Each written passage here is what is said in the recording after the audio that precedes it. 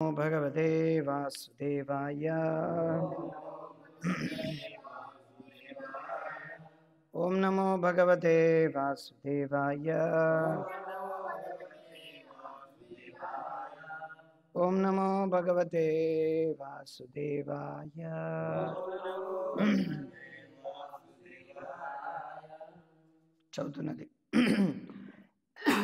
చదువుతున్న శ్రీమద్ భాగవతం నుండి తృతీయ స్కందం 28వ అధ్యాయం శ్లోకం 29, 30.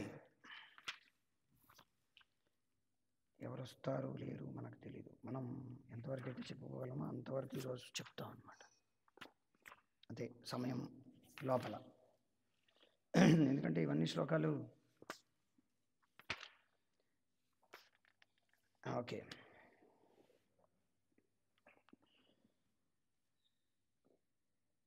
భృత్యా అనుకంపిత ధియా ఇహ గృహీతమూర్తేః సంచింతయేత్ భగవతః వదన అరవిందం యత్ విస్ఫురన్ మకర కుండల వల్గితేన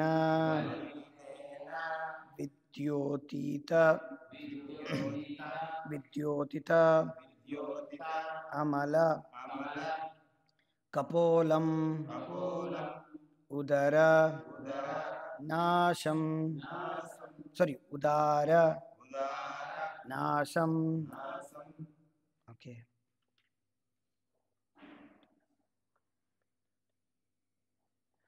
భృత్యానుకంపిత ధియేః గృహీతమూర్తేః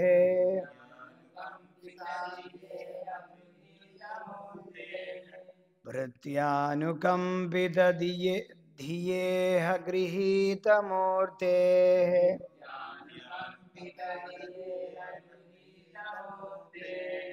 సంచింతయేద్ భగవతో వదనారవిందం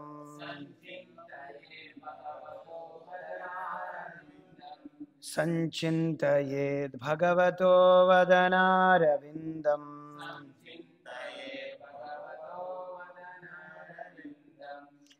యద్విస్ఫురన్మకరకుండల వల్గితేన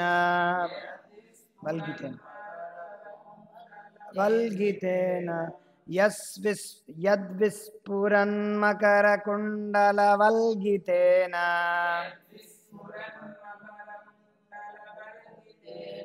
యద్విస్ఫురన్మకరకుండల వల్గితేన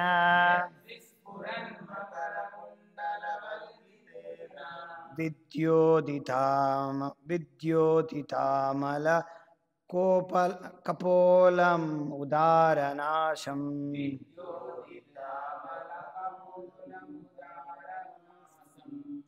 విద్యోతితామల కపోలముదార నాశం. ముదారనాశం. విద్యోతితామల కపోలముదారనాశం.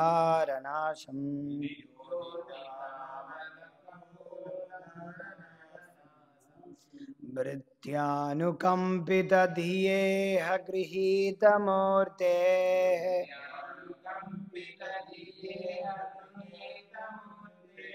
సంచింతయేద్ భగవతో వదనారవిందం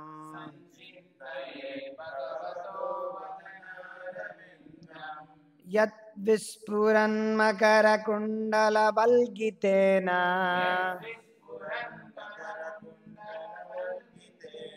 విద్యోతితామల కపోలముదారనాశం.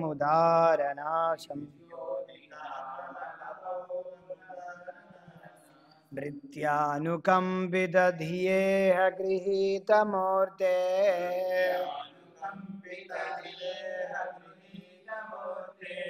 సంచింతయేద్ భగవతో వదనారవిందం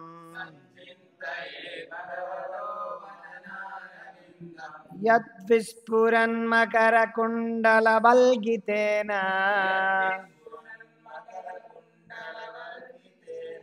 విద్యోతితామలకపోలముదారనాశం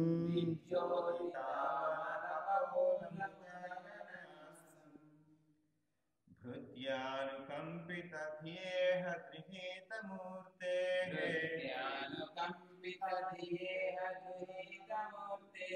సంచింతయే భగవతో వదనారవిందం యద్విస్ఫురన్ మకరకుండలవల్గితేన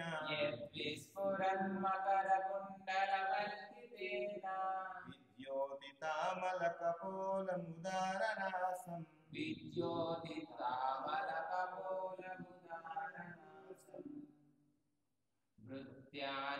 భృత్యానుకంపితధియేహ గృహీతమూర్తే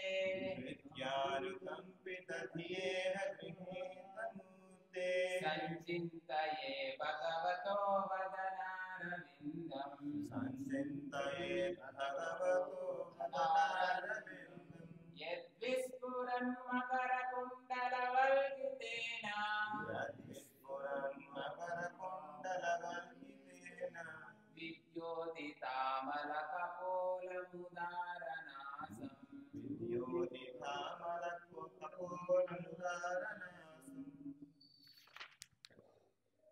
బుద్ధ్వాంకంపితధియేహ గృహయతామూర్తే భృత్యానుకంపితధియేహ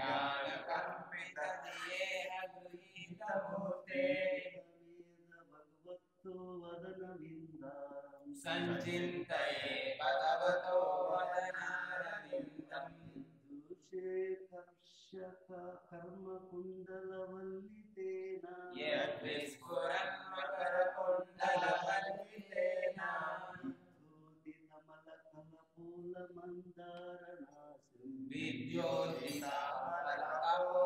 ధూతినమలకలపూలమందారనాశం మందారం అయిపోయింది అక్కడ. ఉదారం ముదారం ముదారం.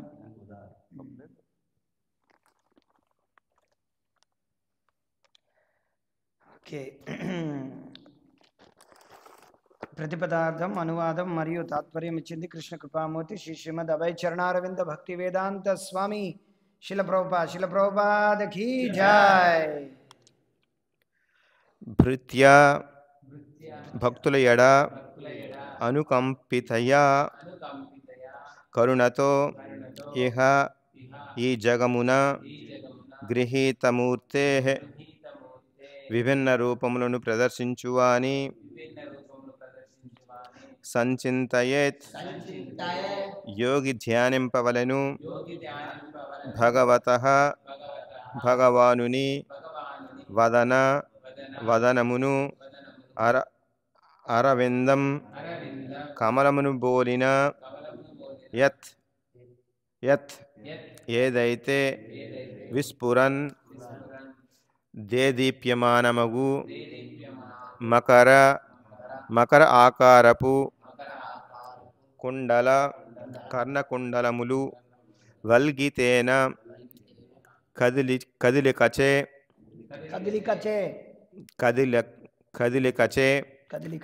విద్యోతిత ఉజ్వలములవై అమల స్వచ్ఛముగానున్న కపోలములు ఉదార ఉన్నతముగానున్న నాసం అతని నాసిక.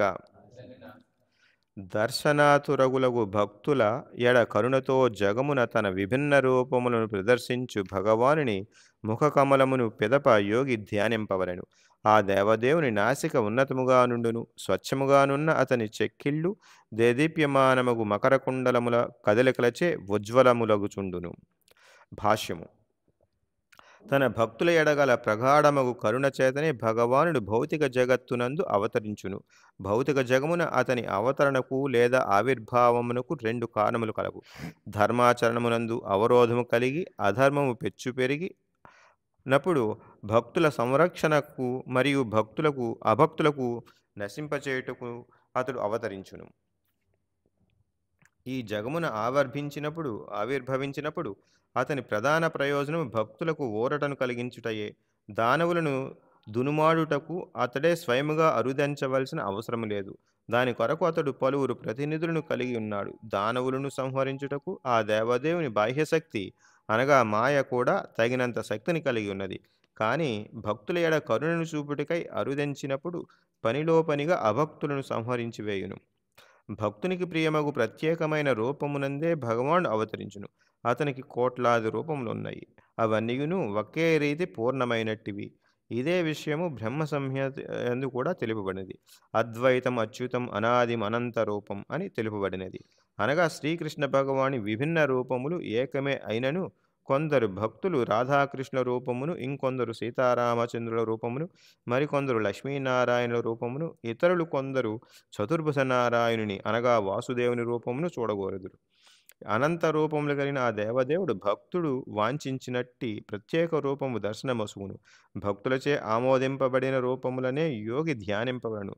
ధ్యానము కొరకై ఏదో ఒక రూపమును అతడు ఊహింపరాదు. ఏదియో వలయమును లేదా గుర్తును కలిగించుకొనిటి కుహనాయోగులు వెర్రి పనిలో నియుక్తులైనట్టి వారే. నిజమునకు భగవానుని విశుద్ధ భక్తులచే అనుభూతమైనట్టి భగవద్రూపమునే యోగి ధ్యానింపవలను. యోగి అనగా భక్తుడని భావము. విశుద్ధ భక్తులు కానటువంటి యోగులు భక్తుల అడుగుజాడలను అనుసరింపవలను. భక్తామోదితమగు రూపము పైననే యోగి ధ్యానమును నిలుపవలను అని ఇక్కడ ప్రత్యేకముగా పేర్కొనబడినది. ఏదియోనొక రూపమును అతడు తయారు చేసుకొనరాదు. హరే కృష్ణ.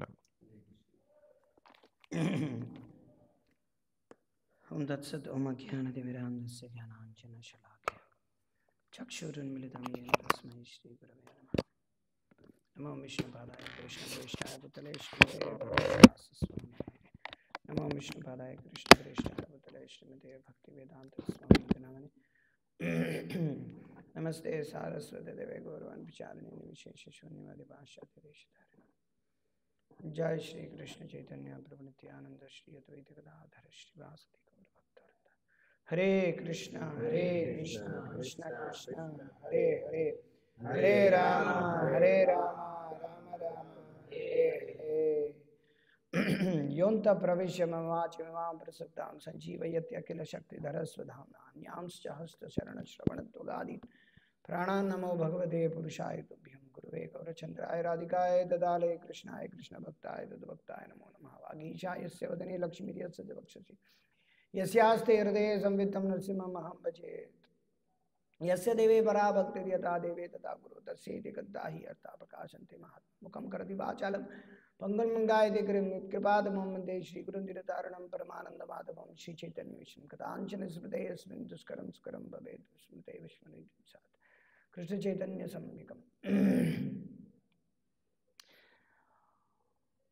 निज गुरु हरिवान्या कृष्ण चित्तो विचित्तो परियुत पृथ्वीहा दंत संसार कूपः प्रभुजन सुखाब्दो मज्जन सांस विश्व भूजयति विकासो भक्ति पूर्वो यतीन्द्रः. हरे कृष्ण. మనం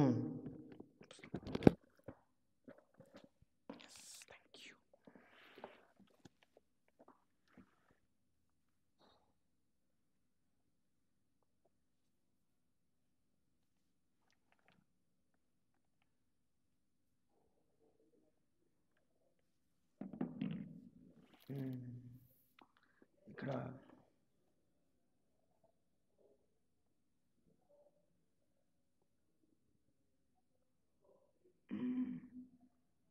ఓకే దర్శనాతురులకు దర్శనానికి ఉరుతలు ఊగుతున్నటువంటి భక్తుల ఎడ కరుణతో జగమున తన విభిన్న ఈ జగత్తులో విభిన్న రూపంలో ప్రదర్శించు భగవానుని ముఖ కమలమును పిదప యోగి ధ్యానించవలను అని ఉందన్నమాట. యాక్చువల్గా ఇక్కడ వర్డ్ ఏంటంటే కౌటనెన్స్ అని ఉందన్నమాట. వదనం అంటే ఏమిటి మామూలుగా? వదనం అంటే మరి ముఖం అంటే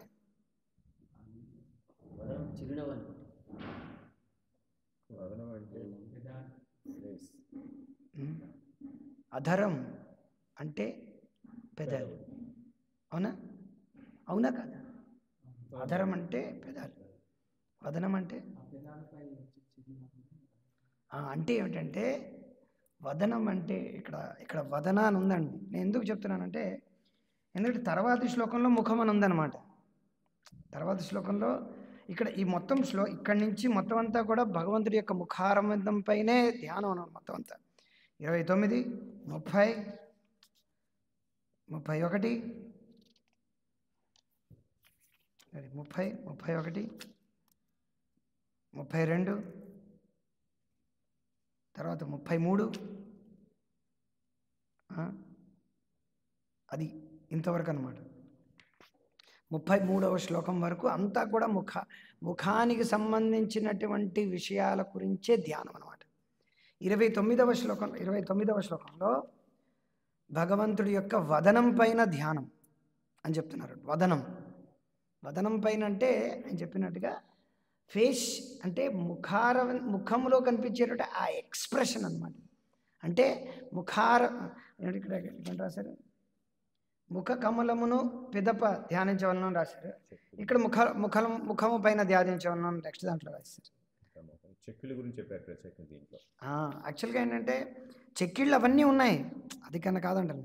కాకపోతే భృత్యానుకంపిత ధియేత గృహీత మూర్తే సంచింతయేత్ భగవతో వదనారవిందం.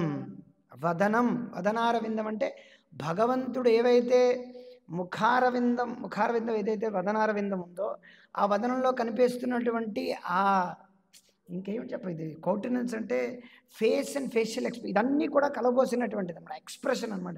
భగవంతుడు ఎలాగ ఆయన యొక్క ఏం చెప్పాం ఇక్కడ ముఖారవిందం అనేది రాశారు. ముఖ కమలమును అని రాశారు. ఇక్కడ ఇంకా చెప్పాలంటే వదనం, వదన అనేసరికి వదనమును అని రాశారు. ఇక్కడ వదన అంటే కౌంటెనెన్స్ అన్నది. నేను ఇంగ్లీష్లో మీనింగ్ ఏమిటి, కౌంటెనెన్స్ అంటే ఫేషియల్ ఎక్స్ప్రెషన్ అని ఉందని అన్నమాట. A person's face or facial expression. ఇంకా క్లియర్గా చెప్పాలంటే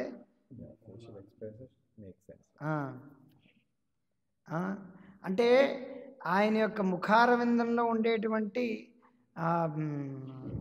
యాక్చువల్గా ముఖము అంటేనే దానిలో అక్కడ ముఖం ఎలా కనిపిస్తుంది, మనం ఆయన ఎలా కనిపిస్తున్నారు, ముఖ కవళికలు. ఇక్కడ ముఖ కవళికలు ఉందనే కమలం. ముఖ కవళికలు అంటే ఏమిటి, ఫేషియల్ ఎక్స్ప్రెషన్, హావభావ. సో భగవంతుడి యొక్క ముఖ కవళికల పైన ధ్యానం ఉంచడం అనమాట ముఖ్యంగా చెప్పాలంటే వదనం అనేది. లేకపోతే ముఖం అనొచ్చు కదా, పద్మ ముఖం అనొచ్చు కదా, ఎందుకంటే నెక్స్ట్ శ్లోకంలో అది ముఖం అనే అంటారు. ఏముంటుంది నెక్స్ట్ శ్లోకంలో 30వ శ్లోకంలో meditates upon the beautiful face అని ఉందన్నమాట.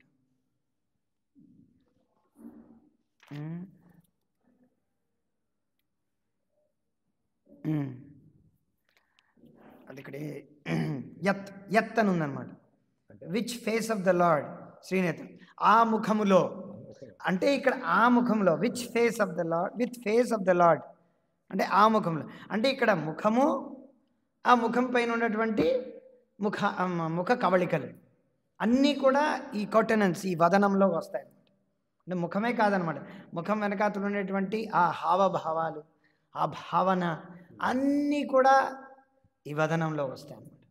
లేకపోతే మామూలుగా అయితే ఆ ముఖం అంటే ఇక్కడ ఆల్రెడీ ముఖం గురించి ఎన్నోసార్లు చెప్పారు, కాకపోతే ఇక్కడ వదనం అన్నమాట ముఖ్యమైనటువంటిది. సో ఆ ముఖము పైన ముఖ కవళికల పైన తర్వాత వదనం పైన ధ్యానం ఉంచాలి.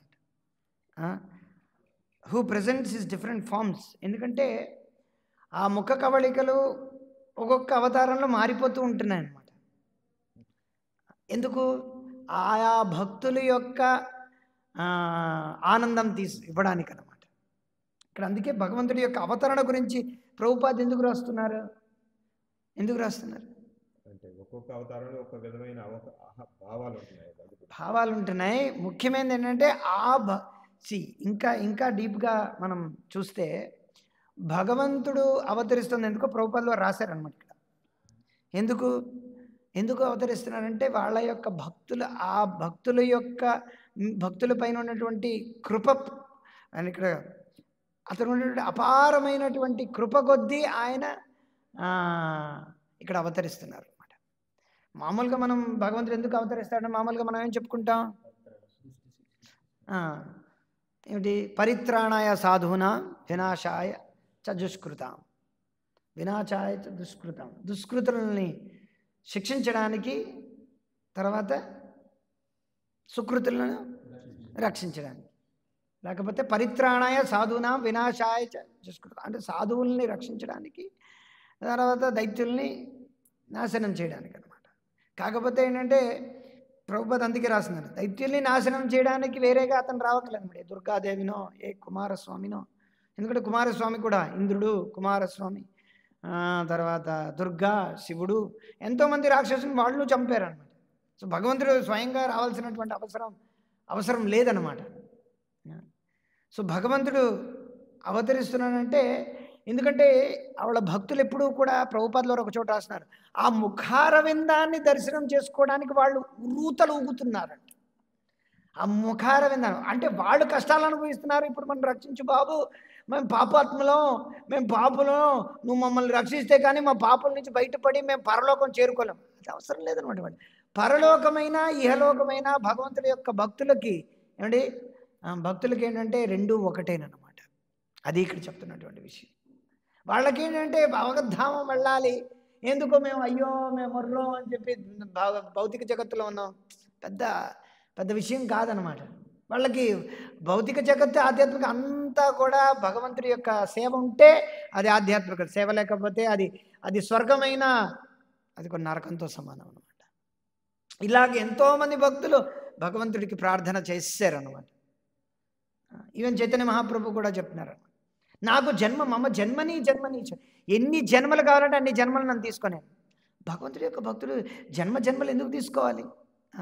భగవంతుడి యొక్క భక్తులు ఒక్క జన్మలోనే ఆయన పరిపూర్ణం చెందితే భగవద్ధామం వెళ్ళిపోతాడు అన్నమాట. భగవంతుడే చెప్తున్నాడు, నా దగ్గర ధామంకి నేనే తీసుకెళ్తానని.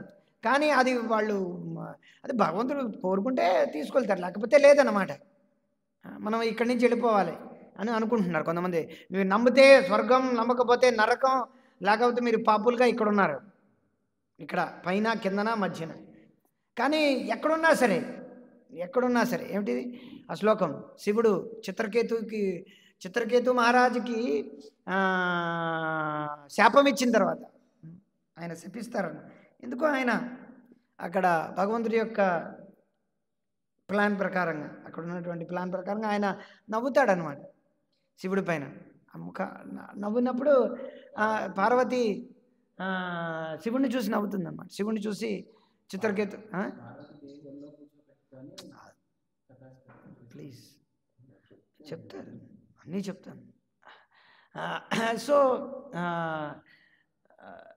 సో పార్వతీదేవి ఏమిటంటే ఆవిడ యోగులు అక్కడ ఉన్నటువంటి వాళ్ళందరికీ భాగవతం వర్ణిస్తున్నారు. కానీ ఆయన భాగవతం ఎలా చెప్తున్నారు, ఆయన ఏమిటంటే పార్వతీదేవిని ఒళ్ళో పెట్టుకుని కూర్చున్నారు అనమాట. కానీ శివుడు ధీరుడు అనమాట. ఆ విషయం అందరికీ తెలుసు, చిత్రకేతు భక్తుడు ఆయనకి తెలుసు. కాకపోతే అంటే భగవతి యొక్క ప్రణాళిక ప్రకారంగా ఆయన ఒక చిన్న చిరునవ్వు నవ్వేస్తాడు అనమాట, అయ్యో అని చెప్పి. నవ్వినప్పుడు అక్కడ పార్వతీదేవికి ఏమవుతుంది, పార్వతీదేవికి సబవుగా అనిపించలేదు అనమాట. సో ఇక్కడ ముఖ్యమైనది విషయం ఏమిటంటే, మనం ఎంత పెద్ద భక్తులైనా సరే సబవుగా ఉన్నప్పుడు ఏది చేయాలి ఏది చేయకూడదని మనకు అర్థం అవ్వాలన్నమాట. ఏది సబవు ఏది సబవు కాదు. మనం అక్కడ భగవంతుడి యొక్క ప్రణాళిక మనం అనుకోకూడదు అనమాట. అది అక్కడ ప్రణాళికే. కాకపోతే ఏంటంటే అక్కడ ఏమిటి చెప్పడానికి ప్రణాళిక ఏమిటిది, భగవంతుడి యొక్క భక్తులు. ఆ శ్లోకం ఏమిటి, స్వర్గాపనర్కేషు అపితుల్యాత దర్శిన ఏంటిది, నారాయణ పరస్సర్వే అంటే నారాయణ యొక్క పరులు, అంటే నారాయణ పర అనగా భక్తులు. నారాయణ పరస్సర్వే నకుతశ్చు నబీయతి అంటే వాళ్ళు ఎప్పుడూ కూడా ఇలాంటి ఏంటిది విచలితం అయిపోవడం వాళ్ళకి తెలియదు అనమాట. అఫ్కోర్స్ మనం ఇక్కడ విచలితం అయ్యాం కొంచెం, ఒక 2 సెకండ్ల ముందర 3 సెకండ్ల ముందర, అంటే అది చెప్పడానికి మాత్రమే. కానీ విచలితం అవ్వరు అనమాట. ధీరం అంటే వాళ్ళని ఎటువంటి సిచ్యువేషన్లో పెట్టినప్పటికీ అది ఇక్కడ ఎందుకు మనం ఇదేయమంటే అది భాగవతానికి మర్యాదగా ఉండడం వలన మనం విచలితంగా మన మట్టుకు మనం ఎవరైనా కూడా వచ్చి ఇక్కడ తిడతాడన్నమాట. స్వామీజీ మీరేమిటి పెద్ద మీకు ఏదో తెలిసినట్టు మీరు మాట్లాడుతున్నారు. స్వామీజీ మాకేమీ తెలియదు అని మేము చెప్తాం అన్నమాట. కాకపోతే ఏమంటే మర్యాదగా చెప్పడానికి కొన్ని విషయాలు చెప్పాల్సి వస్తుందన్నమాట. సో ఇక్కడ ఏంటంటే నారాయణ పరస్సర్వే, నారాయణ పర అనగా భక్తులు నారాయణ పరస్సర్వే నకుతుశ్చు నబీయతే స్వర్గాప నరకేషు, స్వర్గంలో ఉన్నా నరకంలో ఉన్నా అపి తుల్యాత, అది వాళ్ళు తుల్యాత దర్శనం. వాళ్ళు ఏంటంటే ఎలా చూస్తారంటే ఒక తుచ్చంలా చూస్తారనమాట. వాళ్ళేం పెద్ద పట్టించుకోరనమాట. ఏ స్వర్గమైనా నరకమైనా సరే వాళ్ళకు ఒకటే అనమాట. కానీ వాళ్ళు ఏంటంటే దేనికోసం వాళ్ళు ఉర్రులు ఊగుతున్నారంటే ఆ భగవంతుడి యొక్క ఆ ముఖార విందాన్ని చూడండి. ఇంకా స్పెసిఫిక్గా చెప్పాలంటే భగవంతుడి యొక్క రూపం ఉందని వాళ్ళకి చెప్పక్కర్లేదనమాట. భక్తులకు చెప్పాలా ఏంటి భగవంతుడికి రూపం ఉంది, నిరాకారుడు, ఆయన జ్యోతి స్వరూపం కాదు, జ్యోతి స్వరూపమే అయినప్పటికీ కదా హిరణ్మయైన పాత్రేనా ఇది. అవన్నీ ఎవరి కోసం అంటే ఆ ఉపనిషత్తుల్లో బాగా కూరుకుపోయిన ఉన్నవాళ్ళు అనమాట. ఉపనిషత్తుల ద్వారా వాళ్ళు ఏంటంటే అరూపం, నిరాకారం, జ్యోతి, బ్రహ్మజ్యోతి వీటన్నిటిలో ఉన్నప్పుడు అలాంటి భక్తులకి ఎవరైతే ఒక భక్తుడి యొక్క సాంగత్యం లభించిన తర్వాత ఆ భక్తుడు ఏమిటంటే సాంగత్యం లభించే భక్తిలో ముందుకెళ్ళడానికి ఆయన భగవంతుడి యొక్క రూపం గురించి చూడడానికి ఉర్రులూగుతూ ఆయన ప్రార్థన చేస్తున్నాడు అన్నమాట. ఏమిటి హిరణ్మయైన పాత్రన బాగా జ్యోతిగా ఉంది, నన్ను అది కాస్త తొలగిస్తే నేను చూడగలను అని అటువంటి కనిష్టమైనటువంటి భక్తుడి గురించి చెప్తున్నాను అనమాట. అక్కడ చెప్పలేదు కానీ దాని వెనకాల ఉన్నటువంటి అదేనమాట. ఎందుకంటే భక్తుడు ఎప్పుడూ చూస్తూనే ఉంటుంటాడు. ఏమంటే ప్రేమాంజన చురిత భక్తి విలోచనైన సంత సదైవ హృదయేషు విలోకయంతి. ఇప్పుడు హృదయంలో ఆయన భగవంతుడు చూస్తుంటే ఇక్కడ అక్కడ ఆ జ్యోతిని తొలగిస్తే నేను అది చూస్తాను అని చెప్పడంలో ఏమిటి అక్కడ విరోధాభాసంగా ఉందన్నమాట. అక్కడ విరోధాభాసం ఎందుకు కాదంటే అటువంటి భక్తులు చూడడానికే ఎప్పుడు ఉర్రులూగుతుంటారనమాట. కానీ ఇక్కడ చెప్తుంది శుద్ధ భక్తులు గురించి. శుద్ధ భక్తులు ఎప్పుడు చూస్తూనే ఉంటుంటారన్నమాట. ఆయన రాధాకృష్ణులుగా చూడాలనుకుంటే ఆరా చూస్తారు. ఆ భక్తుడు రాధాకృష్ణులు ఇప్పుడు హనుమంతుడుగా ఆయన ఏంటంటే ఆయన విష్ణువు, కృష్ణుడు, అందరూ రాముడు అందరూ సమానమే. కానీ ఆయన యొక్క భావన ఏమిటంటే రాముడి యొక్క ముఖారవిందం పైన రాముడు అలాగా చూడడం అనేది, ఆ భావనలో చూడడం అనేది ఆయన అటాచ్ అయి ఉన్నాడు. ఆయన ఆ రకంగా ఆయన ఏమిటి అటాచ్మెంట్ అంటే ఆ రకమైనటువంటి ఆసక్తి అనమాట. అది ఆయన తప్పు లేదు, అది తప్పు కాదనమాట. అది అంటే అందుకే మనం ఆ రకంగా అర్థం చేసుకోవాలి. కానీ ఎవరికి నచ్చినట్టు దేవుడు ఆ రకంగా వస్తాడని చెప్పుకోవడం బహుఈశ్వరవాదం, ప్యాంథీయిజం అనమాట. అది ఎలాగైనా రావచ్చు. ఇక్కడ దయచేసి మనం అలా ఊహించకూడదు అన్నమాట. ఎలాగైనా అనుకుంటే అలా భగవంతుడు వస్తాడు అనుకోవడం కాదనమాట.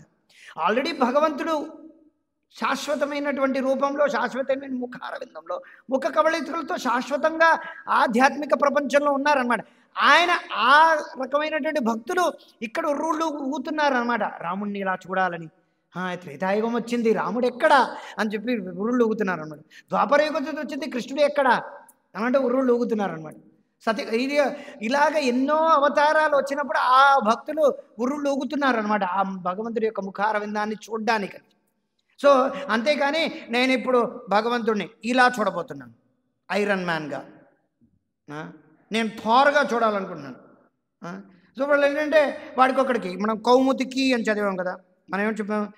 కౌమోదికీం భగవతో ధీతం స్మరేత అని చెప్పి దయితాం స్మరేత కాబట్టి స్మరణ చేయగలుగుతున్నారు. ఏమిటి స్మరించమన్నారు? కౌమోదికీం భగవతో అంటే కౌముదికి అనే గదని ధరించినటువంటి భగవంతుడి పైన మనం ధ్యానం ఉంచాలి. నేనేమిటి? ఎవరైనా భగవంతుడు కాబట్టి నేను థార్ పట్టుకున్నటువంటి, హ్యామర్ పట్టుకున్నటువంటి థార్ మీద నేను ధ్యానం చేస్తాను. ఎవటివిరా నువ్వు? అది చెప్పలేదే. నేను super man, spider man, he man. ఎందుకంటే ప్రతివాడికి ఒక్కొక్క శస్త్రం ఉంటుంది అనమాట. ఇక్కడి నుంచే వచ్చింది, అది ఆయుధం ఉంటుంది. ప్రతివాడికి ఒక్కొక్కటి ఉంటుంది అనమాట.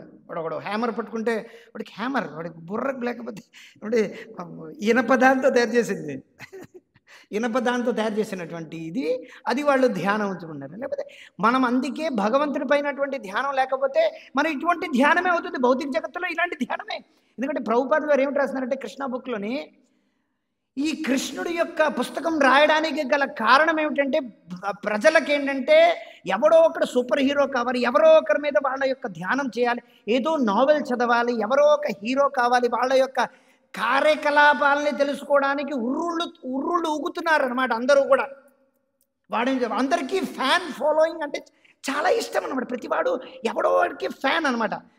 నేను వీడి ఫ్యాన్ కాదు, వీడి ఫ్యాన్ కన్నా వీడికన్నా నాది నేను అనుకుంటున్నటువంటి ఫ్యానే. ఎందుకంటే మాయావాదం కదా. అందుకనే ప్రతి వాళ్ళు ఎవడైనా తలుచుకో, నీకేది నచ్చితే దాని మీద నువ్వు తలుచుకోవచ్చు. ప్రభుపాదులు వారు అందుకే అక్కడ ఒక చోట రాస్తున్నారు ఏమిటి, సర్కిల్ ఆర్ టార్గెట్. యోగి అనేవాడు ఏమిటి, cannot imagine the form for meditation. అంటే ఏమిటంటే వీళ్ళు ఆ యోగి దేన్నైనా ధ్యానించవచ్చు, ఎలాగైనా ధ్యానించవచ్చు. నిరాకారం, అరూపం, నిర్విశేషం అనేది అని చెప్పి మనం శాస్త్రం చదవం కాబట్టి చదివినా మనం దానికి అంటే దాన్ని ఏమంటారంటే దానికి ఆభాసమైనటువంటి అర్థాన్ని ఇస్తాం కాబట్టి, ఆభాసం అంటే దానికి తప్పుడు అర్థాన్ని ఇచ్చిన వాళ్ళ దగ్గరే మనం శ్రవణం చేస్తాం కాబట్టి, ఎందుకంటే శ్రవణం చేయాలి, మనకు అర్థం కాదు, లేకపోతే అలాంటి వాళ్ళ పుస్తకాలే చదువుతాం కాబట్టి మనకేమిటంటే భగవంతుడి యొక్క రూపం అనేది మనకు ఒక రూపం ఉంది, దానికి ఒక ముఖం ఉంది, ముఖ కవళికలు ఉన్నాయి, దానికంటూ కూడా ఒక వ్యక్తిత్వం,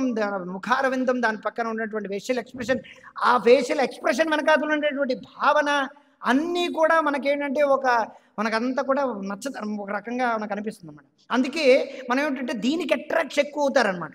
అంటే ఏదైనా అనుకోండి, ఎలాగైనా అనుకోండి, నచ్చితే మీరు నచ్చిన దాని మీద మీరు మెడిటేట్ చేయండి, ధ్యానం చేయండి. Think rich, become rich. మీరు డబ్బు గలవాడు కోటీశ్వరుడు అవ్వాలని ధ్యానం చేయండి, మీరు కోటీశ్వరులు అయిపోతారు. మీరు ఆ వస్తువు కావాలని ధ్యానం చేయండి, ఆ వస్తువులు అయిపోతారు. $35 ఇవ్వండి, తీసుకోండి, ఆ మంత్రం తీసుకోండి, మీకు ఏది ధ్యానం కావాలంటే అది ధ్యానం చేయండి, మీరు తీసుకోండి. అలాగే ఇక్కడి నుంచి చాలామంది మెహర్ బాబాలు, సాయి బాబాలు, ఈ కుబాలు అందరూ కూడా ఈ ఆంధ్ర నుంచి, తమిళనాడు నుంచి, కర్ణాటక నుంచి, కేరళ నుంచి, గుజరాత్ నుంచి, మహారాష్ట్ర నుంచి, ఎక్కడెక్కడో కాశ్మీర్ నుంచో, రాజస్థాన్ నుంచో, హర్యానా నుంచో, యూపీ నుంచో, అస్సాం నుంచో, బెంగాల్ నుంచో, ఇక్కడెక్కడి నుంచో మొత్తం భారతదేశం నుంచో ఎంతోమంది దొంగ బాబాలు, దొంగ దేవుళ్ళు, దొంగ అనుకున్న వాళ్ళ యోగులు అందరూ కూడా బయట కంట్రీస్లోకి వెళ్ళి వాళ్ళందరూ కూడా ఇంద్రజాల మహేంద్రజాలంలా నవ్వుతూ, గెడ్డాలు పెంచుకుంటూ, జులబాలు వేలాడ తీసుకుంటూ, పొట్టని లోపలికి ముందుకి చేస్తూ అన్నీ చేసిన తర్వాత చివరికి ఏమిటారంటే $35 తీసుకొని వాడికి ఒక ఇది ఇచ్చారనమాట. ప్రభుపాద అక్కడికి వెళ్ళిన తర్వాత ఏమన్నారు, ఇవన్నీ కూడా ఇమాజినేషన్, ఇదంతా బోగస్, వాళ్ళందరూ కూడా రాస్కేల్స్ అండ్ ఫూల్స్ అన్నారు అనమాట. అలా వాడెవడో వెళ్ళాడంట, వీళ్ళందరూ మై బ్రదర్స్ అండ్ సిస్టర్స్ అని అన్నానంట. అవివేకం లేనటువంటి ఒక వ్యక్తి అక్కడికి వెళ్ళి ప్రభుపాద ఏమన్నారు, ఎరా అక్కడికి వెళ్ళిన తర్వాత నేను వెళ్ళాను ఆ ప్లేస్కి, ఎవరైతే వెళ్ళారో అక్కడ ఎవరికి తెలియదు అనమాట. వాడు ఎవడు అని అడుగుతున్నారు, వీడు వచ్చాడా, ఎప్పుడు వచ్చాడు అని అడుగుతున్నారు వాళ్ళందరూ. అలాంటి యోగులందరూ వెళ్ళి మొత్తం ప్రపంచవ్యాప్తంగా ఏమిటంటే ఏదో చేసినట్టుగా ఘనకార్యంలో భారతదేశంలో ఇలా ఫోటో తీసుకుంటారు, ఏదో చేసినట్టుగా. ఏమీ గుడ్డు లేదు. ఖోదా పహాడ్ నిక్లా చోహా, ఇంత ఖర్చు చేస్తే ఎలక బయటకు వచ్చిందంట. అలా ఉంది వాళ్ళ పరిస్థితి. లేకపోతే ఒక ఆడదాన్ని తీసుకొచ్చాడంట ఆయన. సో పాయింట్ ఏంటంటే అది కాదనమాట. ప్రభుపాద వారు అక్కడికి వెళ్ళి నిజమైనటువంటి ధ్యానం ఏమిటి, ఆ పదాలన్నీ ముందు నుంచి ఉన్నాయి కొన్ని. యోగా ఈ వర్డ్స్, కర్మ అప్పుడప్పుడే అవుతుంది. యోగా అయితే అందరికీ తెలుసు అనమాట.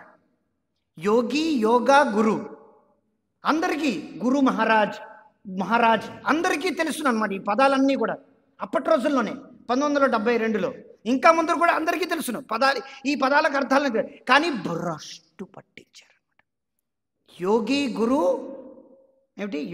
గురు, యోగా, ఈ మూడు ఏమిటంటే ఈ పదాలు అందరికీ తెలుసు అనమాట. కానీ భ్రష్టు పట్టించారు అనమాట. ప్రభుపాదుల వారు యోగి, యోగా, గురు, ధ్యానం వీటన్నిటి యొక్క నిజమైనటువంటి నిర్వచనాన్ని అక్కడ ఇచ్చి రాలేదనమాట. ఇచ్చి వాళ్ళని ఏ రకంగా ప్రభుపాదులాగా తయారు చేశారు అంటే ఏమీ లేదు. వాట్ ఈస్ యువర్ డిఫికల్టీ అన్నారనమాట Prabhupad. What is the difficulty బాబోయ్, వాట్ ఈస్ ద డిఫికల్టీ అనేది ప్రభుపాదుల వారు ఉన్నప్పుడు తెలియలేదు. ప్రభుపాదుల వారు తదనంతరం ఇన్ని సంవత్సరాలకు మనకు అర్థమవుతుంది. What is the difficulty, so much difficulty, everything is difficult in Krishna consciousness. Krishna భక్తులు అన్నీ కూడా చాలా కష్టం. అంత సులువు అయితే ప్రతివాడు వచ్చేసి ఇక్కడ అబ్బా భగవంతుడి యొక్క రూపం అబ్బో ధ్యానం చేసేసి శుభ్రంగా భక్తుడైపోతాడు కదా, అంత సీన్ ఏమి లేదనమాట అక్కడ. చాలా కష్టం అన్నమాట. సో అందుకే ఈ పదాలన్నీ మనం చదువుతుంటే ఒకానొక రోజున ఈ భగవంతుడి యొక్క కృప ఉంది, నేను చాలా అధముణ్ణి, నా యొక్క స్థితి గురించి వాళ్ళకి అర్థమవుతుంది అనమాట. వాళ్ళు ఏంటంటే వాళ్ళ మీద ధ్యాస. కొంతమంది అయితే వాళ్ళ మీద వాళ్ళకి, కొంతమంది ఎలా ప్రచారం చేస్తారంటే వాళ్ళు యోగులు ఎంతమంది ఉన్నారంటే పప్పి యోగా అంట. పప్పు యోగా, పప్పు యోగా ఏమిటంటే పప్పి అంటే వాళ్ళు అందరూ కూడా యోగా మ్యాట్స్ పెడతారు.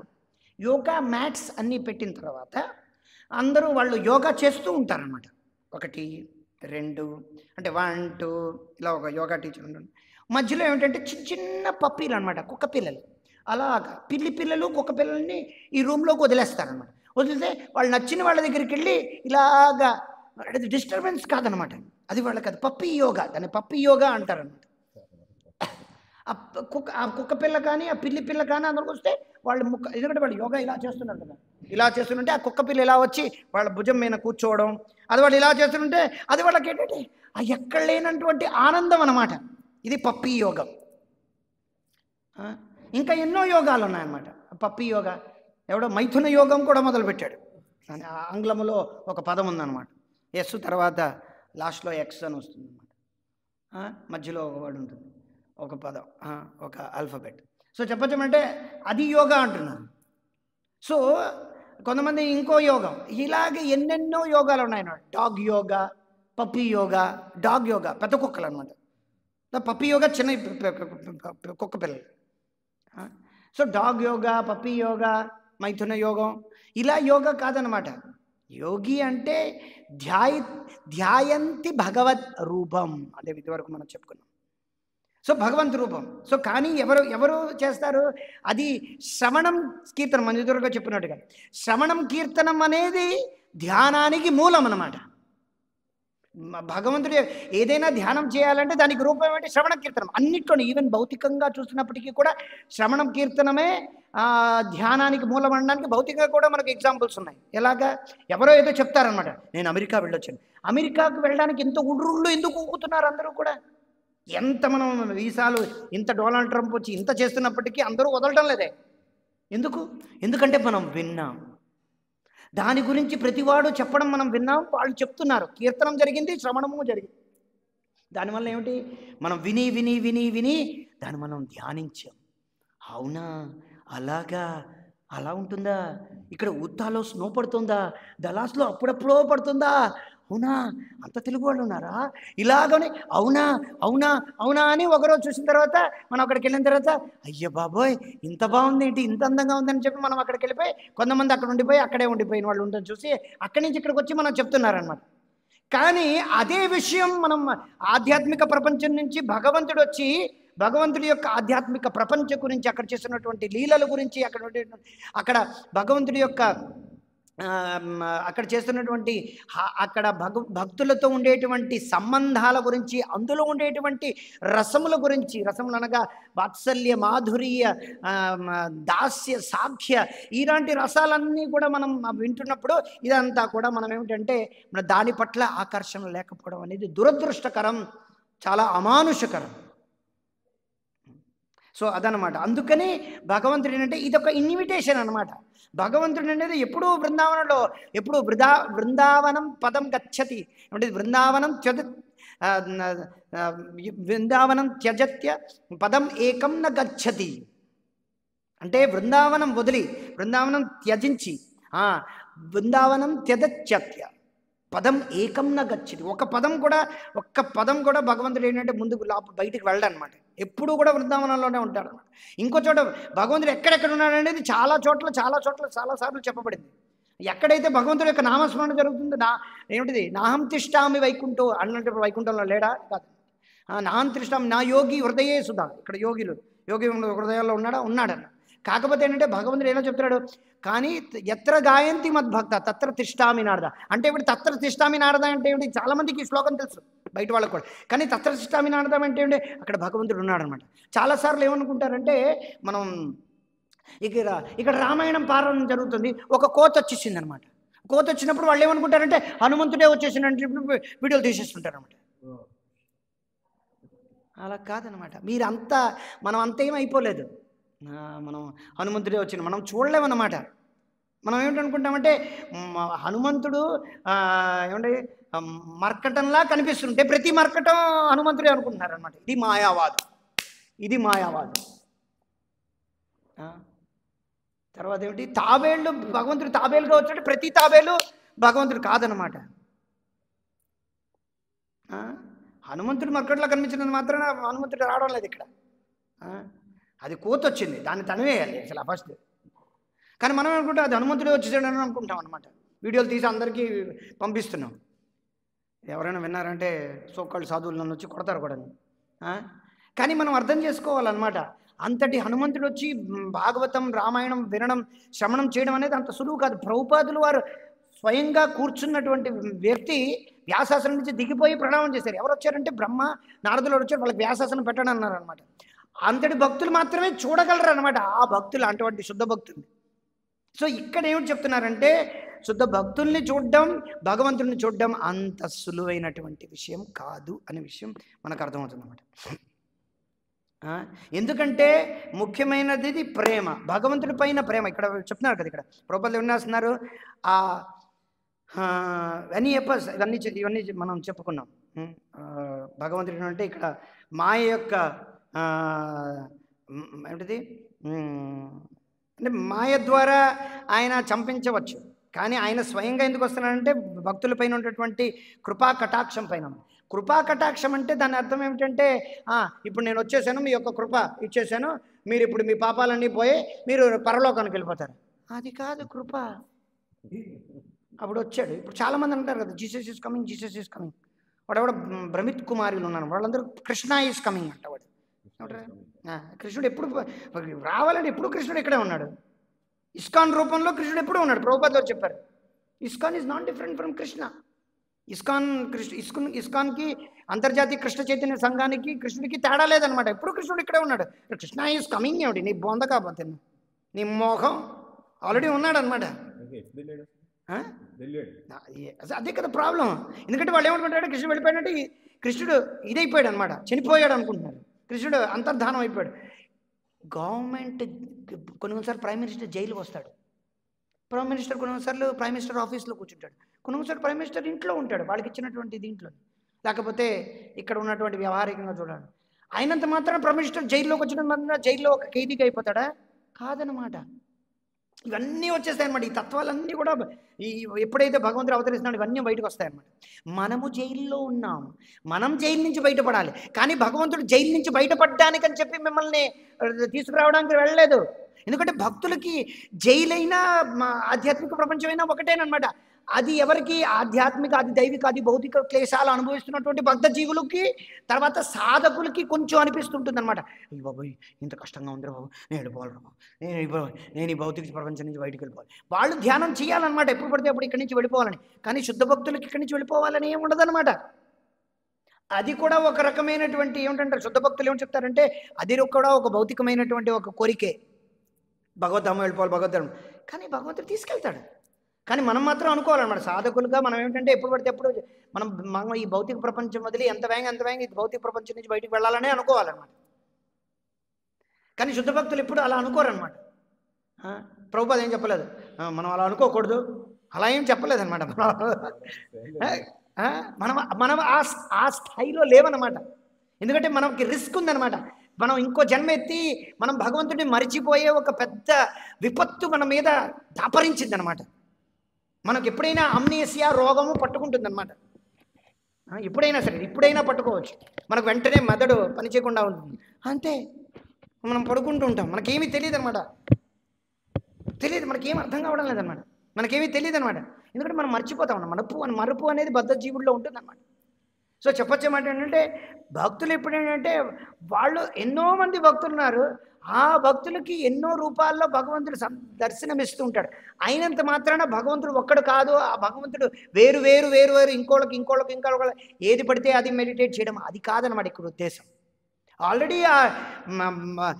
మాధవ, కేశవ, నారాయణ, మధుసూదన ఇలాంటి రూపాలన్నీ కూడా భగవంతుడు ఆల్రెడీ అవతరించున్నాడు. నరసింహ, వామన అని చెప్పి రూపాలన్నీ శాశ్వతంగా ఆధ్యాత్మిక ప్రపంచంలో ఉన్నాయి. భగవంతుడు ఈ సృష్టించాడు కాబట్టి అటువంటి భక్తులు ఇక్కడ బద్ధ జీవులకి పదే పదే వాళ్ళు ఏమిటి సంఘాన్ని ఇస్తూ కొన్నిసార్లు ఏమిటంటే వాళ్ళు ఏంటంటే ఇక్కడ ఉన్నటువంటి కష్టాలు కూడా కొన్నిసార్లు భక్తులు కూడా అనుభవించాల్సి వస్తుంటుంది. కొన్నిసార్లు ఇక్కడ పడతాయి అనుకోండి. ఫర్ ఎగ్జాంపుల్ కరోనా వచ్చిందంటే భక్తులకు కూడా వచ్చింది. మనం భక్తులు, మనకు ఎలా వచ్చింది, మీకు ఎలా వస్తుంది, మీరు భక్తులు, మీకు ఎలా కరోనా వచ్చింది. కొన్నిసార్లు డాక్టర్కి కూడా వస్తుంది. డాక్టర్కి ట్రీట్మెంట్ చేస్తుంటే డాక్టర్కి కూడా వస్తుంది. ఎంత తీసుకున్నప్పటికీ కొన్నిసార్లు వస్తుంది అనమాట. అలా వచ్చినంత మాత్రాన వాడు డాక్టర్ అవ్వకుండా ఉండడు, భక్తుడు అవ్వకుండా ఉండడు అనమాట. ఎంత మనం భక్తి చేస్తున్నాం, ఎంత ఆయన కోవిడ్ వచ్చినా సరే, ఏమి వచ్చినా, రోగం వచ్చినా సరే భగవత్ సేవ మానేయలేదా అనేది భగవంతుడు చూస్తాడు. అది ఇంపార్టెంట్ అనమాట. వీళ్ళకి కోవిడ్ వచ్చింది, వీళ్ళు చూడు ఎలా ఉన్నారో, వీళ్ళు కాలం గురించి మాట్లాడుతున్నాడు, మీరు ఎందుకు వాచ్ చేసుకున్నారు, అదేమిటది? అంటే కొంతమంది బయట వాళ్ళేనో మనం చెప్తాం కదా, మరణం గురించి, మనం ఈ భౌతిక ప్రపంచంలో ఉండేటువంటి భౌతికమైనటువంటి విషయాల పట్ల మనకు ఉండేటువంటి ఇది గురించి మనం మాట్లాడుతుంటే, ఇక్కడ మీ సైన్స్ గురించి కొన్నిసార్లు మనం ఖండిస్తూ ఉంటే వాళ్ళు ఏమనుకుంటున్నారంటే మీరు వాడతారు మీ అనే ఒక వాద్వివాదాన్ని ఎక్కువ తీసుకొస్తారనమాట. కాలం గురించి మాట్లాడుతున్నాను నిన్న, కాలం ఇది అని చెప్తుంటే మీరు వాచ్ చేసుకున్నారు స్వామి, మీరు టైంని చూస్తున్నారు కదా అని. వాళ్ళకి తెలియదు అనమాట కాలం అనేది టైం ప్రకారంగా కాదని. సూర్యుడు ఉదయించడం అస్తమించడం ఇది సూచిక కాదు, ఇది దిక్ సూచి వేసుకున్నాం. కంపాస్ ఒకడు వాడుతున్నాడు అనుకోండి, కంపాస్ మీద ఆధారపడి లేదు దిక్కులు, అర్థమవుతుందా? కంపాస్ ఉంది, దిక్ సూచి, ఇది దిక్కులను చూపిస్తుంది అనమాట. అయినంత మాత్రం దీని మీద ఆధారపడి ఉందా? కాదు. అది మనం అంటే వాళ్ళు ఏమంటారు, దీని మీద ఆధారపడి ఉంది దిక్కులు అనుకుంటున్నాడు. అది కాదనమాట. దిక్కులు ఆల్రెడీ ఉన్నాయి, దాని ప్రకారంగా ఒక దిక్కు సూచి తయారు చేశారు. వాళ్ళు కూడా మీరు తయారు చేశారు కదా. సో కృష్ణుడికి రూపం ఉంది, కృష్ణుడు దేవాది దేవుడు కాబట్టి మేము హరే కృష్ణ అంటున్నాం అనమాట. హరే కృష్ణ వాళ్ళు కాబట్టి వీళ్ళు కృష్ణుడు దేవాది దేవుడు, కృష్ణుడికి ఒక రూపం, కృష్ణుడికి ఇలా ఇచ్చారు, వాడు పిల్లలను పెట్టుకున్నారు, వాళ్ళు రాధారాణిని పెట్టుకున్నారు, రాధారాణిని వాళ్ళు తయారు చేశారు, భూలోకం అనేది ఏమీ లేదు, భూలోకం వీళ్ళు తయారు చేసుకున్నారు అని చెప్పడం అనేది ఎంతవరకు సబబు? మమ్మతో మాట్లాడాలి, అడగాలి, అడిగి తెలుసుకోవాలి. ఏమిటి ఆచార్యులు ఏమిటి చెప్పారు, మీ యొక్క ఆచార్యులు ఏమిటి అన్నారు, అలా చెప్పిన తర్వాత తెలుసుకోవాలన్నమాట. సో అప్పుడు తెలుసుకోకుండా మనం ఏమిటంటే ఏ రూపమైనా ధ్యానించవచ్చు, ఏది అన్నీ ఒకటే, కానీ అది కాదనమాట. కానీ అదే సమయంలో భగవంతుడికి ఏంటంటే ఎందుకంటే భగవంతుడికి ఒకే రూపం. కొంతమంది ఏమిటంటే ఇదే దేవుడు, ఈ దేవుడు ఏంటంటే వాడు 5 రొట్టె ముక్కల్ని 100 ముక్కలు 100 మందికి ఇచ్చాడు కాబట్టి అది దేవుడు అనమాట. Okay fine. మన ఆయనకి వేరే రూపాలు లేవన్నమాట, ఇది ఒక్కటే రూపం. మరి ఇక్కడ మిగతా భక్తులు వాళ్ళు, అందుకే ఇక్కడ పాయింట్ ఏంటంటే అది మనం మాట్లాడలేమని, వాళ్ళకి సంబంధం అందరితోనూ ఒకటే సంబంధం. ఎలా అవుతుంది అది వేరే? ఎందుకంటే సంవిత్ సంధిని అల్లహాదిని, ఈ భౌతిక ప్రపంచంలో ఎలాగైతే సత్వరజ స్తమో గుణాల ప్రకారంగా కోరికలు, variety is the mother of invention. అంటే variety is the mother of invention అంటే ఏమిటి తెలుగులో? వెరైటీ అంటే ఏంటంటే వెరైటీ అంటే తెలుగులో ఏమంటారు? రకరకాలుగా చేయడం, రకరకాలుగా ఆలోచించడం, రకరకాలుగా. ఇప్పుడు చూడండి, వెరీ సింపుల్. మొన్న చదువుతున్నాను, ప్రభుపాదలో రాస్తున్నాను, ఒక్కొక్క చెట్టులో ఉండేటువంటి పండు వేరే వేరేగా టేస్ట్ ఉంటుంది అనమాట. ఆ పండుకి వేరే వేరే రకమైన టేస్ట్ ఆ చెట్టుకే ఉంటుంది వల్ల నాలికకి అటువంటి టేస్ట్ వస్తునేసరికల్లా ఇది ఆ పండు, ఇది పండు అని మనకేమిటంటే ఒక రకమైనటువంటి ఆ ఫలము, ఆ రకమైనటువంటి ఉత్సాహం కూడా వస్తుంది అనమాట అటువంటి ఫలాన్ని భుజించడానికి. అవునా కదా? ఫలాల్లోనే ఇన్ని వెరైటీలు ఉన్నాయి, ఇన్ని రకరకాల ఫలాలు, రకరకాలైనటువంటి చేదులు కూడా రకరకాలు ఉన్నాయన్నమాట. కరక్కాయలో ఒక రకమైన చేదు, కాకరకాయలో ఒక రకమైన చేదు, తర్వాత ఏమిటి చేదుగా కొంచెం అనిపిస్తుంది. వగరు వేరే వేరే వగరుగా ఉన్నాయి. తీపే, అన్ని ఫలాలు తీపిగానే ఉంటాయి. కాకపోతే కమలాలో ఒక రకమైన తీపి, ఆపిల్ పండ్లు ఒక రకమైన తీపి, మామిడి పండ్లు ఒక రకమైన తీపిలోనే వెరైటీ, ఇన్ని రకరకాలు ఉన్నప్పుడు ఆ సృష్టికర్తలో, ఆ సృష్టించినటువంటి భగవంతుడిలో ఇన్ని రకరకాలు ఉండకూడదని ఎందుకు ఎలాగ మనం అనుకుంటున్నాం? ఆ రకాలుగా ఉన్నప్పుడు అటువంటి భక్తులు ఎందుకు ఉండకూడదు? అటువంటి హావభావాలు ఉండేటువంటి ముఖ కవళికలు కూడా ఉంటాయన్నమాట భగవంతుడికి. అలా ఉన్నప్పుడు ఆ రకమైనటువంటి భక్తులు ఆ భగవంతుడికి అలాగ వాళ్ళు సేవలు చేసి ఆనందాన్ని పొందుతారు. ఆ ఆనందం వేరే వేరేగా ఉంటుంది. భగవంతుడు వాత్సల్య రూపం వాత్సల్యంగా ఉన్నప్పుడు వేరేగా ఆయన అనుభవిస్తాడు, మాధుర్యంగా ఉన్నప్పుడు వేరే వాత్సల్యంగా ఉంటుంది. వాత్సల్యంలోనే తేడా చూడండి. అతిథికి వామనుడికి ఉండేటువంటి వాత్సల్యం వేరు, కౌసల్యకి రాముడికి ఉండేటువంటి వాత్సల్యం వేరు. అంత వాత్సల్యమే, కాకపోతే అక్కడ భావన వేరు, అక్కడ ఉండేటువంటి భక్తులు వేరు, భగవంతుడు వేరు, వేరు ఒకటి రెండు కూడా. సో ఇదంతా కూడా అది వేరే లెవెల్ ఆఫ్ అండర్స్టాండింగ్, వేరే లెవెల్ ఆఫ్ సైన్స్ అనమాట. ఇదంతా ఈ విజ్ఞానం వేరే. భక్తియుక్త సేవలో ఉండేటువంటి విజ్ఞానం భౌతికంగా మనకి అర్థము కాదనమాట. సో తర్వాత యశోదకి కృష్ణుడికి ఉండేటువంటి అవే వాత్సల్యం అనమాట, కానీ వేరనమాట. ఆ భావన వేరు. ఆ ముఖార ఇప్పుడు రాముడి యొక్క బాల్యలీలను మనం ఎప్పుడు వినలేము, ఉంటాం అప్పుడప్పుడు కొన్ని ఉన్నాయి. కాకపోతే కృష్ణుడి యొక్క బాల్యలీలలో బా లసత్కుండలం గోకులే వ్రాజమానం అలా చూస్తున్నాం. సో ఈ రకంగా ఏమిటంటే భగవంతుడి యొక్క భక్తుల ప్రకారంగా భగవంతుడు ఆ శాశ్వత రూపాలు ఆల్రెడీ ఉన్నటువంటివి భగవంతుడు ఆల్రెడీ వాళ్ళతో ఏంటంటే పరస్పరం ఏంటిది భగవంతుడు ఏంటంటే చెప్తున్నాడు అనమాట. మచ్చిత్త మద్గత ప్రాణ బోధయంత పరస్పరం అన్నాడు అనమాట. కథయంతస్య మాం నిత్యం కథయంతస్య మాం నిత్యం తుష్యంతి చ రమంతి చ, ఈ రకంగా రమిస్తూ ఉంటారన్నమాట. భౌతిక వ్యక్తులు ఏమిటంటే ఎలా రమిస్తారు? భౌతిక వ్యక్తులు ఎలా రమిస్తారంటే ఏహి సంస్పర్శజా భోగా దుఃఖయోన ఏవైతే ఆద్యంతవంతు కోంతే నతేషు రమతే బుధ. వాళ్ళు ఎలా రమిస్తారంటే ఇంద్రియ విషయాలతో భోగించి వాళ్ళు ఏంటంటే ఈ భౌతిక సంసారంలో వాళ్ళు చేస్తారు. కానీ భక్తులు ఏమిటి, శుద్ధ భక్తులు ఏమిటి, భగవంతుడి యొక్క ముఖారవిందాన్ని రూపాన్ని భగవంతుడితో ఆ ముఖ కవళికల్ని అది ఆస్వాదిస్తూ కళ్ళ ద్వారా వాళ్ళు ఏంటంటే ఆ నెక్టర్, ఆ అమృతాన్ని, శాశ్వతమైనటువంటి అమృతాన్ని వాళ్ళు సేవిస్తూ ఉంటారు అన్నమాట. ఇలా మనం చదివితే ఎన్నో విషయాలు మనకు ఉన్నాయన్నమాట. అందుకే కొంతమంది భక్తులు సీతారాములు గాను, లక్ష్మీనారాయణులు గాను, నారాయణుడు గాను, వసుదేవుడు గాను, ఇలాగ వాసుదేవుడు గాను, సంకర్షణ, ఇలా ఎన్నెన్నో కోట్లు భగవంతుడి యొక్క రూపాలు ఉన్నాయి. కానీ స్వయం భగవంతుడు శ్రీకృష్ణుడు అనమాట. సో ఆయన ఎన్నో మంది భక్తులు ఉన్నారు. ఆ భక్తులు వాళ్ళు భగవంతుడు ఎప్పుడూ కూడా వాళ్ళని డిస్టర్బ్ చేయడం అనమాట. ఎలాగైతే శ్రీ చైతన్య మహాప్రభు ఈ 500 సంవత్సరాల క్రితం ఇక్కడికి వచ్చినప్పుడు అందరూ శ్రీ చైతన్య మహాప్రభు యొక్క అనుయాయులే, కానీ వాళ్ళలో కొంతమంది కృష్ణ భక్తులు ఉన్నారు, కొంతమంది రామ భక్తులు ఉన్నారు. భగవంతుడు ఏం చెప్పలేదు అన్నమాట, నువ్వు రామభక్తిని వదిలి. నారాయణుడు యొక్క భక్తులు ఉన్నారు, వెంకట భక్తులు నారాయణుడు యొక్క భక్తులు. తర్వాత మురారి గుప్తా రాముడి యొక్క భక్తుడు. చాలామంది కృష్ణుడి యొక్క భక్తులు అయ్యి ఉండొచ్చు, కాకపోతే అందులో రామభక్తులు కూడా ఉన్నాడు. శ్రీ చైతన్య మహాప్రభు అన్నాడు, మీ రామభక్తిని మీరు చేయండి అని అన్నారన్నమాట. సో ప్రభుపాదుల వారి యొక్క పుస్తకాలు అందరికీ అనమాట, రామభక్తి చేయడానికి, కృష్ణ భక్తి చేయడానికి, నారాయణ భక్తి చేయడానికి, అన్ని రకాలైనటువంటి సంప్రదాయమైనటువంటి భక్తులు, ఆ వైష్ణవ సంప్రదాయంలో ఉన్నటువంటి భక్తులు కూడా ప్రభుపాదుల వారి యొక్క పుస్తకాలు చదివి వాళ్ళు తద్వారా వాళ్ళు ఏంటంటే ఆ భక్తిలో వాళ్ళు ముందుకెళ్ళొచ్చు అనమాట. ఎందుకంటే ఈ ప్రభుపాదుల వారి పుస్తకాలు ఈ ఆధునిక ప్రపంచానికి తగినట్టు రాశారనమాట.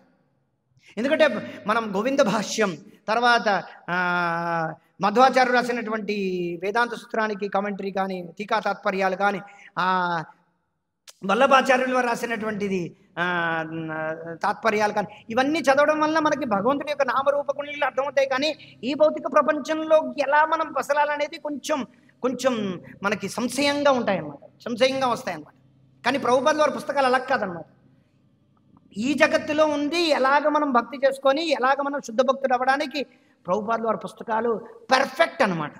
అందుకే అన్ని రకాలైనటువంటి సంప్రదాయాలకు మీరు ఏ భక్తి చేయాలన్నా, రామభక్తి చేయాలన్నా, కృష్ణ భక్తి చేయాలన్నా, తర్వాత నారాయణుడికి భక్తి చేయాలన్నా సరే, అలా చేయాలన్నా సరే ప్రభుపాదుల వారి యొక్క పుస్తకాల ద్వారా మీరేంటంటే రామభక్తిగా, కృష్ణ భక్తిగా, నారాయణ యొక్క భక్తిగా, విష్ణు భక్తిగా మీరు చేయడానికి ప్రభుపాదుల వారి పుస్తకాలు మీకు ఎప్పుడూ కూడా ఊకనిస్తాయి. మీకు ఎప్పుడూ కూడా భగవంతుడి యొక్క నామరూప గుణలీలల్ని మీకు ఏమిటంటే పరస్పరం వాళ్ళకి ఏంటంటే, ఎందుకంటే ఏంటిది ప్రేమ ప్రచరణ్ పాషండ దళనం, ఇది మనం అర్థం చేసుకోవాలన్నమాట.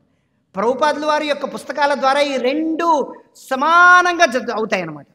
ఒకే ట్రాక్ మీద ఎలాగైతే ట్రైన్ నడుస్తుందో అలాగా ఒకే ట్రాక్ మీద, ఒకే ట్రాక్ అంటే రెండు ఉంటాయి అన్నమాట. అలాగా ప్రేమ ప్రచరణం పాషండ దళనం, పాషండు అంటారు, లేకపోతే పాఖండులు అంటారు. పాషండు పాఖండు రెండు ఒకటే. సో పాషండులు అనగా మాయావాదులు, నిరాకారవాదులు, లేకపోతే నాస్తికులు, ఇప్పుడున్నటువంటి సోకాళ్ళు అబ్రహామిక్ వాళ్ళు, వీళ్ళందరూ కూడా బౌద్ధులు, వీళ్ళందరూ కూడా ఏంటంటే పాషండులు అన్నమాట. పాషండులు, పాషండ దళనం, ప్రేమ ప్రచరణ. ప్రేమ ప్రచరణ అంటే భగవంతుడి యొక్క నామ రూప గుణ లీలలు, వైశిధ్యం, భగవంతుడి యొక్క భక్తుల యొక్క వర్ణన, భక్తులకి భగవంతుడికి మధ్యన ఉన్నటువంటి ఆ సంబంధంలో ఉండేటువంటి ఆ రసములు, వాత్సల్య మాధుర్య దాస్య సాఖ్య ఆ విషయాలు ఇవన్నీ కూడా ఏంటంటే ప్రభుపాద ద్వారా సమాంతరంగా తీసుకువెళ్తారనమాట. మీకు ఏమాత్రం కూడా ఇటువంటి అటుపక్క ఏమాత్రం ఉండదన్నమాట. సమాంతరంగా ఉంటుంది, బ్యాలెన్స్ చేస్తారు. యువతలో బ్యాలెన్స్ కావాలి కదా, బ్యాలెన్స్ చేసుకుంటూ తీసుకెళ్తారు.